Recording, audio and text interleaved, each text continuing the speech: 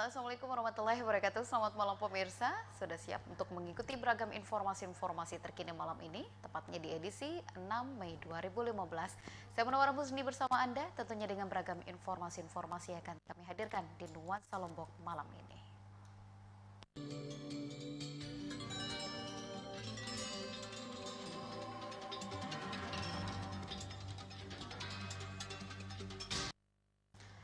Polsek Cakranegara kembali berhasil menangkap tersangka kasus pencurian berlian yang kerap beraksi di wilayah Kota Mataram. Dari tangan tersangka, polisi mengamankan barang bukti yang diduga adalah hasil dari tindak kejahatan pelaku.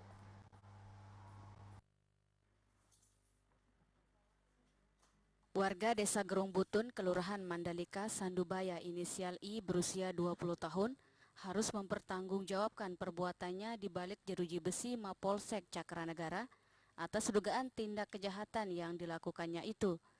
Dari tangan tersangka, polisi berhasil mengamankan barang curian berupa alat kosmetik, jam tangan, berlian, cincin emas, dan 5 buah batu akik. Dari kasus ini, korban diperkirakan mengalami kerugian lebih dari 70 juta rupiah. Surat yang sebelumnya yang sudah diamankan 5 tersangka, kemudian usul lagi ketangkap lagi satu bernama Ir, yang mana keterlibatannya sama dengan kejadian sebelumnya. Kemudian untuk yang kedua lagi. Lebih lanjut, Suarnaya mengatakan, hal ini berdasarkan keterangan Roni alias Kandik dan beberapa bukti. Polisi kemudian melakukan penyelidikan terkait 3 tersangka yang masih buron, termasuk inisial I. Dan sekitar pukul 2 siang, pelaku berhasil diamankan di rumahnya di Kelurahan Mandalika, Sandubaya tanpa melakukan perlawanan kepada aparat kepolisian. Sementara itu, untuk mempertanggungjawabkan perbuatannya, pelaku dijerat dengan pasal 363 ayat 1 KUHP dengan ancaman hukuman 7 tahun penjara. Maisarah, Lombok TV, Mataram. Direktorat Narkoba Kepolisian Daerah Provinsi Nusa Tenggara Barat menciduk 2 orang pelaku pengedar narkoba yang merupakan warga Majeluk dan Karangtapen, Kota Mataram. Kedua pelaku diduga sebagai pemasok barang haram tersebut ke PS KPKP yang ada di Senggigi. Bisnis peredaran gelap narkoba seorang tukang pijit inisial H, 45 tahun, warga BTN Lingkar Asri, Kampung Terongtawah, Desa Bajur, Kecamatan Labuhapi, Lombok Barat, dan rekannya seorang supir ayam potong inisial ML, 44 tahun, warga lingkungan Transmigrasi Kelurahan Majeluk, Kota Mataram, berakhir di jeruji besi Mapolda NTB. Setelah tim buru sergap Direktorat Reserse Narkoba Polda NTB menciduknya Selasa siang kemarin. Saat operasi penangkapan, polisi terlebih dahulu meringkus tersangka H di kawasan lingkungan Karangtapen, Kelurahan Cirinaya, Cakranegara, saat tengah melakukan transaksi jual beli narkoba. Dari tangan tersangka H, polisi berhasil mengamankan barang bukti 1 bungkus kristal bening yang diduga narkoba jenis sabu. 1 jam setelah penangkapan tersangka H, polisi kemudian melakukan pengembangan penyidikan dan kemudian berhasil menangkap tersangka ML di rumahnya di kawasan Kelurahan Majeluk, Kota Mataram. Dari tangan tersangka H ini, polisi berhasil mengamankan barang bukti 1 paket sabu seberat 0,12 gram. Kasubdit 2 Direktorat Reserse Narkoba Polda NTB, AKBP Ikomang Satra mengatakan, selain mengedarkan narkoba di wilayah Kota Mataram, kedua pelaku juga diduga sebagai pemasok barang haram tersebut ke PS kafe-kafe yang ada di kawasan wisata Senggigi. Si H ini pun juga menjual kembali gitu. Setelah diambil dijual kembali gitu. Pak, selain ke PS dia ke wisatawan juga enggak? Nah, ini belum terungkap karena ini belum diperiksa juga. Ini kami dapatkan dari HP yang ada SMS-nya. Sementara itu, untuk mempertanggungjawabkan perbuatannya, kedua tersangka dijerat dengan pasal 111, 112, dan 127 Undang-Undang Nomor 35 Tahun 2009 karena terbukti menyimpan, memiliki dan menggunakan serta mengedarkan narkotika golongan 1 dengan ancaman hukuman di atas 5 tahun penjara. Ruhaili, Lombok TV, Mataram. Puluhan hektar lahan tanaman padi siap panen yang terdapat di kawasan Lingkar Selatan Kota Mataram hingga saat ini ternyata masih terendam banjir. Akibatnya adalah petani terancam gagal panen dan juga merugi hingga puluhan juta rupiah. Dampak banjir yang terjadi di wilayah Kota Mataram beberapa hari lalu masih dirasakan sejumlah petani di Kota Mataram. Hal itu disinyalir karena puluhan hektar lahan tanaman padi siap panen hingga saat ini masih terendam banjir. Meski banjir telah surut di sebagian wilayah Kota Mataram, namun di kawasan Lingkar Selatan, banjir masih menggenangi lahan tanaman padi para petani yang ada di kawasan itu. Sementara itu, Mutawalli Kepala Dinas Pertanian, Kelautan dan Perikanan Kota Mataram mengatakan, banjir yang terjadi pada Senin malam merendam lahan pertanian seluas 41,5 hektar yang sebagian besarnya berada di kawasan Lingkar Selatan Kota Mataram. Banjir yang terjadi selain karena intensitas hujan yang cukup tinggi, juga disebabkan penyempitan saluran irigasi karena alih fungsi lahan pertanian menjadi perumahan. Kita di lapangan, luas pertanaman kita yang tergenang oleh banjir itu 41,5 hektar. Wilayahnya di daerah Mapak, di daerah selatan. Memang ini daerah langganan banjir yang di sekitar asrama haji ke barat. Lalu itu penyebabnya adalah adanya penyempitan saluran irigasi oleh perumahan Royal yang di selatan. Masih sama berarti Pak ya? Ya, masih sama penyebabnya dan adanya beberapa pendangkalan. Murdani, salah satu petani, mengatakan, sampai saat ini banjir masih merendam lahan tanaman padi miliknya. Selain mengalami kerugian sampai puluhan juta rupiah, juga terancam gagal panen. Selain itu, tanaman padi yang baru tumbuh dikhawatirkan membusuk akibat banjir tersebut. Kian sempitnya saluran irigasi juga menjadi penyebab banjir kerap menggenangi lahan pertanian miliknya. Sejumlah petani pun berharap pemerintah bisa segera memperbaiki saluran irigasi yang berada di kawasan itu agar saat hujan deras terjadi air tidak meluap dan lahan pertanian miliknya tidak lagi tergenang. Kalau sebelum perumahan ini kan enggak sampai gini, nah itu. Ya, gara-gara ini dah mana tempatnya itu ada perumahan. Kayak itu kan di sebelah selatan itu kan banjir, sana jalan banjir, tapi kan airnya tidak bisa keluar. Nah itu namanya itu luka-luka itu kan jadinya kan sumbat namanya itu. Lulu, Lombok TV, Mataram. Berlanjut kita ke informasi lain, ditemukannya kembali kertas yang diduga adalah kunci jawaban ujian nasional oleh Lembaga Ombudsman Wilayah NTB membuat sejumlah sekolah SMP sederajat di Kota Mataram terkejut. Tidak ingin kejadian serupa kembali terulang, sejumlah sekolah pun langsung mengambil sikap dengan memperketat pengawasan.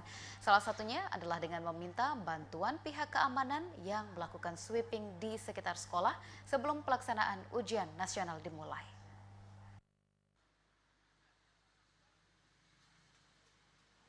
Salah satu sekolah penyelenggara ujian nasional tingkat SMP yang mengaku terkejut dengan penemuan kertas yang diduga kunci jawaban ujian nasional itu, yakni Panitia Ujian Nasional MTS 1 Mataram. Pihak Panitia Ujian Nasional sekolah tersebut mengaku telah melakukan pengawasan ketat terkait pelaksanaan ujian nasional di sekolahnya. Pihak Panitia Ujian Nasional sekolah tersebut mengaku telah melakukan pengawasan ketat terkait pelaksanaan ujian nasional di sekolahnya. Namun dengan kembali adanya temuan indikasi kecurangan itu, maka pihak sekolah pun memutuskan lebih memperketat lagi sistem pengawasan, tidak hanya di dalam areal sekolah, namun juga di sekitar lingkungan sekolah. Di mana salah satu langkah yang diambil agar dugaan kebocoran soal itu tidak terjadi di sekolahnya, pihak kepolisian pun langsung dilibatkan untuk diminta melakukan sweeping di sekitar lokasi sekolah sebelum pelaksanaan ujian mulai digelar.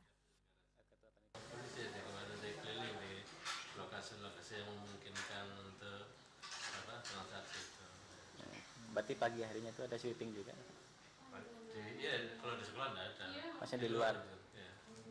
Jadi, dan hari pertama kita juga cuma ini, ya kita tidak menemukan. Langkah yang sama juga dilakukan oleh SMP Negeri 2 Mataram. Kepala Sekolah ex-RSBI ini, Zulkifli, menjelaskan, meski sampai saat ini dirinya belum menerima laporan tentang adanya temuan kebocoran soal di sekolahnya, tetap saja temuan lembaga ombudsman itu dijadikan pelajaran untuk lebih memperketat lagi pengawasan, di mana seluruh panitia ujian nasional di sekolahnya dengan dibantu petugas keamanan sekolah diwajibkan datang lebih awal ke sekolah agar bisa melakukan sweeping di sekitar wilayah sekolahnya. Selain itu, langkah lain yang juga dilakukan untuk mencegah terjadinya kebocoran, yakni dengan memasang CCTV, hingga mewajibkan pengawas ujian menggeledah setiap barang bawaan siswa sebelum masuk ruang ujian. Seperti apa Pak pemeriksaannya? Apakah? Ya, pemeriksaannya seperti ya bahasa sasar gitu, enggak, periksa kantor. Geledah lain punya apa pensil di bawah. Sama Berarti ada penggeledahan gitu. Iya, kita periksa gitu. Dalam kesempatan itu, Zulkifli juga meminta serta berharap kepada lembaga ombudsman agar berani terbuka dalam memberikan informasi tentang siswa dari sekolah mana saja yang terindikasi mengantongi kertas yang diduga kunci jawaban ujian nasional tersebut. Selain itu, pihak sekolah juga menduga isu beredarnya kunci jawaban ujian nasional itu merupakan ulah oknum yang tak bertanggung jawab yang ingin merusak citra pendidikan di Kota Mataram. Untuk itu, pihak sekolah pun menuntut kepolisian mengusut tuntas dalang atau pihak yang bertanggung jawab atas beredarnya kertas-kertas yang ditengarai kunci jawaban ujian nasional tersebut. Irham Rasyidi, Lombok TV, Mataram. Nuansa Lombok akan segera kembali usai jeda pariwara berikut. Pastikan tetap bersama kami tentunya untuk mengikuti informasi-informasi selengkapnya.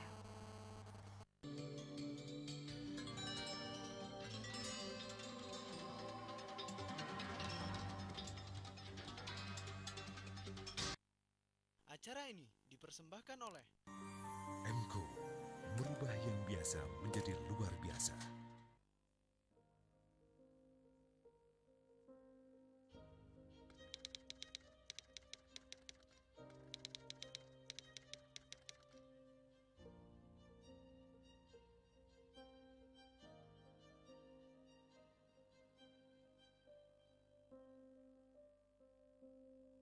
Saat ini korban sudah banyak berjatuhan. 50 orang setiap harinya mati sia-sia karena narkoba. 4 juta generasi bangsa hancur terjerat narkoba. Kita sudah dalam darurat narkoba. Apakah kita biarkan keadaan seperti ini? Para korban penyalahguna narkoba telah kehilangan masa lalu dan masa kininya. Jangan sampai mereka kehilangan masa depannya. Mari kita rehabilitasi.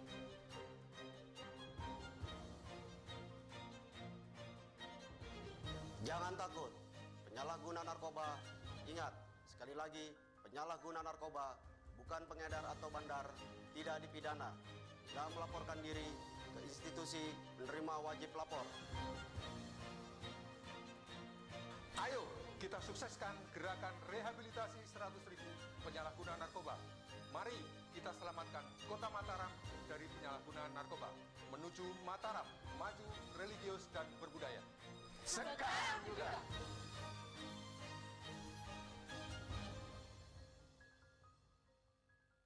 Dengan kandungan manggis daun sirsak dan mengkudu yang mampu menangkal radikal bebas, kini telah hadir Mangosteen Mix yang membantu mengatasi berbagai macam penyakit. Dapatkan di toko obat dan apotek terdekat. Amazing! Dengan kandungan manggis daun sirsak dan mengkudu yang mampu menangkal radikal bebas, kini telah hadir Mangosteen Mix yang membantu mengatasi berbagai macam penyakit. Dapatkan di toko obat dan apotek terdekat. Amazing!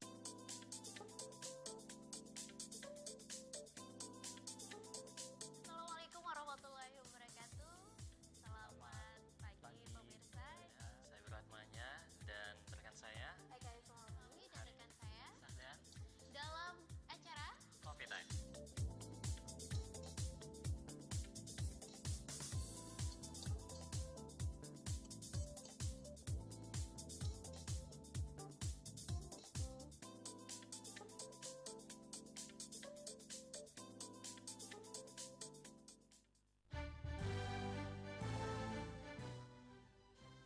Bismillahirrahmanirrahim. Assalamualaikum warahmatullahi wabarakatuh. Saya Muhammad Zainul Majdi, Gubernur Nusa Tenggara Barat, menghimbau kepada seluruh masyarakat Nusa Tenggara Barat untuk memberikan data yang benar kepada petugas pendata pada program pendataan keluarga tahun 2015 yang dimulai tanggal 1 Mei sampai 31 Mei 2015.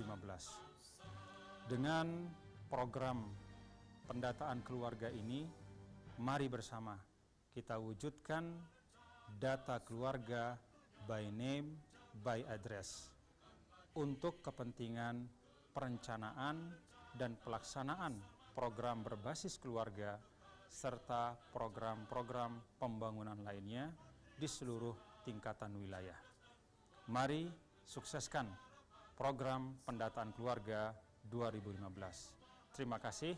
Assalamualaikum warahmatullahi wabarakatuh.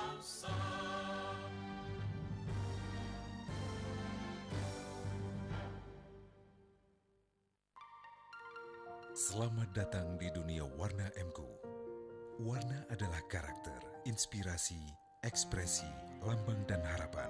Inovasi warna MQ cat kayu dan besi yang penuh inspirasi, menarik perhatian dan mengundang orang lain untuk beraksi sebagai citra burung flamingo yang membawa cahaya kehangatan. Ini seperti semangat Anda. MQ merubah yang biasa menjadi luar biasa.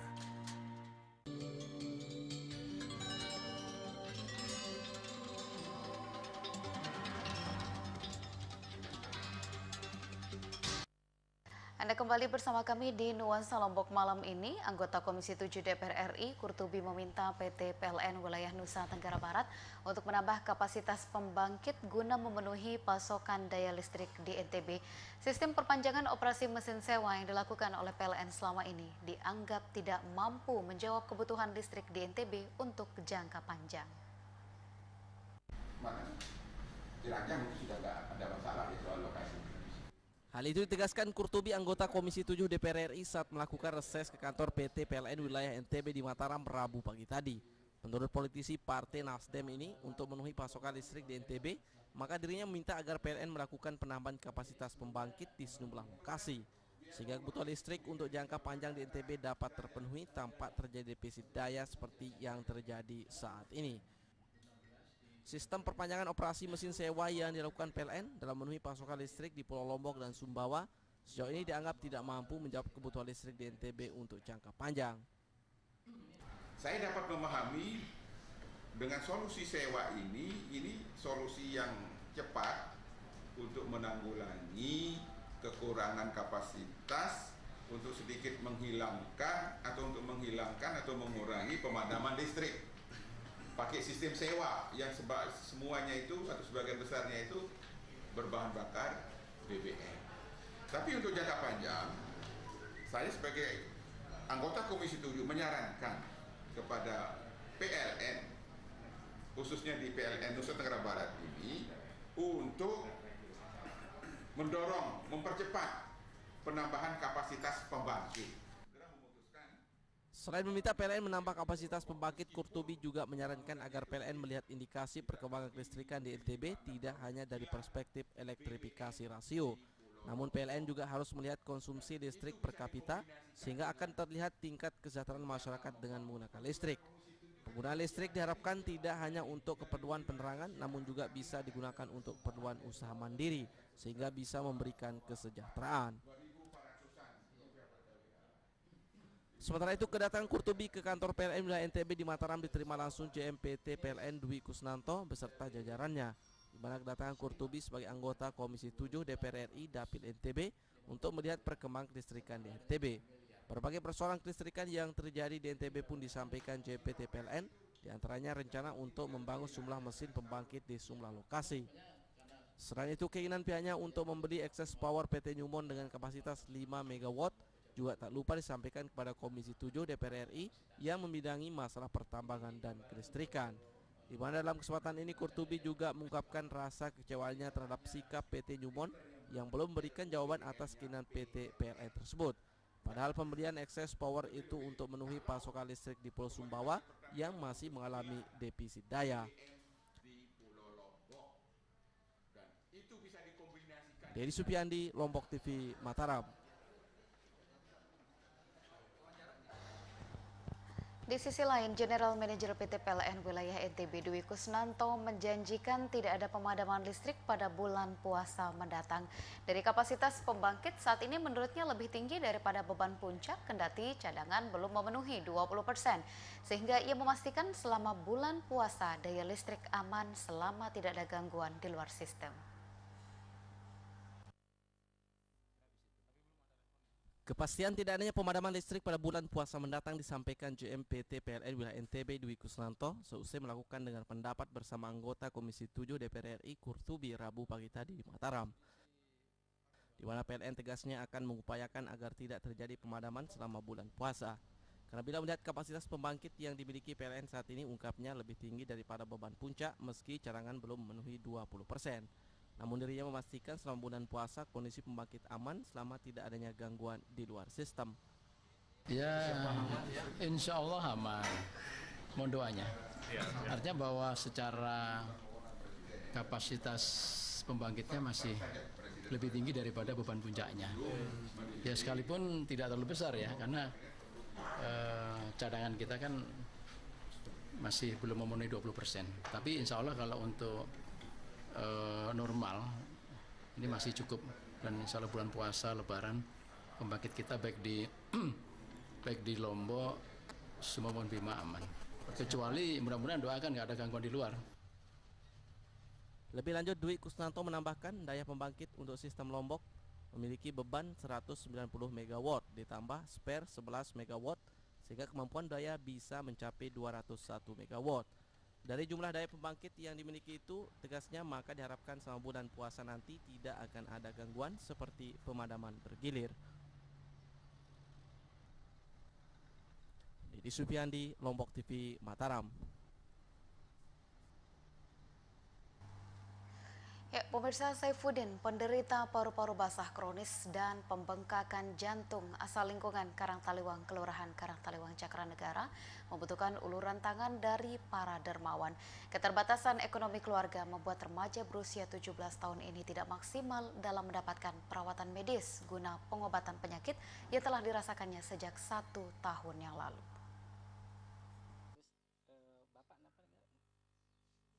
Saifuddin, remaja berusia 17 tahun asal lingkungan Karangtaliwang, Kelurahan Karangtaliwang, Kecamatan Cakranegara ini hanya bisa tergeletak lemah tak berdaya di atas tempat tidurnya. Penyakit komplikasi paru-paru basah kronis dan pembengkakan jantung yang dideritanya ini membuat Saifuddin tidak bisa leluasa beraktivitas. Bahkan meski penyakit yang diderita putra sulung pasangan Abdul Rahman dan Sakmah ini tergolong penyakit serius, namun Saifuddin bisa dikatakan jarang mendapatkan pengobatan akibat terkendala keterbatasan ekonomi keluarganya. Bapaknya yang hanya bekerja sebagai buruh serabutan dan ibunya yang berprofesi sebagai pedagang kelontong membuat pihak keluarga Saifuddin hanya bisa pasrah. Penyakit pembengkakan jantung dan paru-paru basah yang diderita Saifuddin ini mulai dirasakan sejak 1 tahun lalu. Dan Saifuddin sendiri sempat mendapat penanganan medis dari rumah sakit, di mana berbekal kartu Jamkesmas, pihak keluarga membawa Saifuddin untuk menjalani rawat inap di Rumah Sakit Umum Provinsi NTB sekitar bulan puasa tahun 2014 lalu. Namun setelah hampir 10 hari Saifuddin menjalani rawat inap, tim dokter dari rumah sakit memperbolehkan Saifuddin pulang karena alasan kondisinya telah mulai membaik. Oleh pihak keluarga, keputusan rumah sakit yang memperbolehkan Saifuddin pulang pun sempat dipertanyakan karena secara kasat mata saat itu kondisi kesehatan Saifuddin dianggap masih perlu mendapat perawatan secara intensif dari rumah sakit. Kok sehat rumah sakit apa sudah ulik? Masih batuk, agak batuk masih di rumah sakit nih. Maka terulik nih yang meniru masih batuk masih meniru ya nih masih sehat udah gitu. Sudah ulik nih.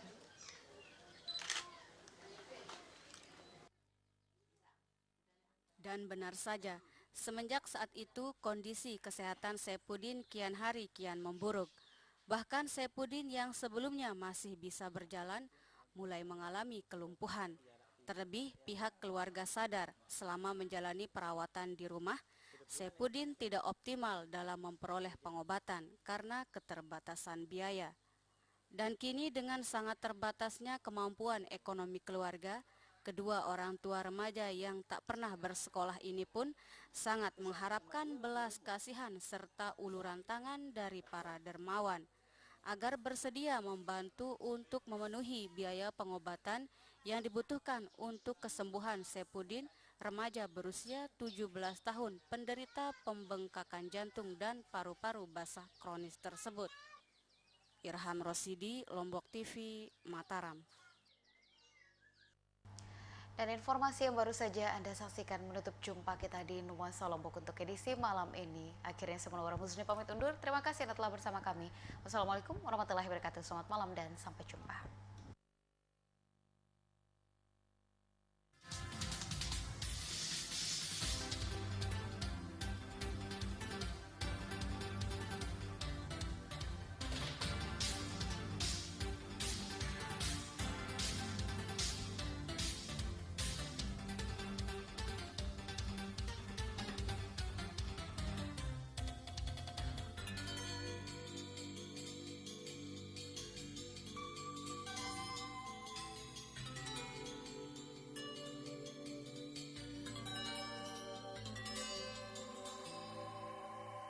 Acara ini dipersembahkan oleh MCO, merubah yang biasa menjadi luar biasa.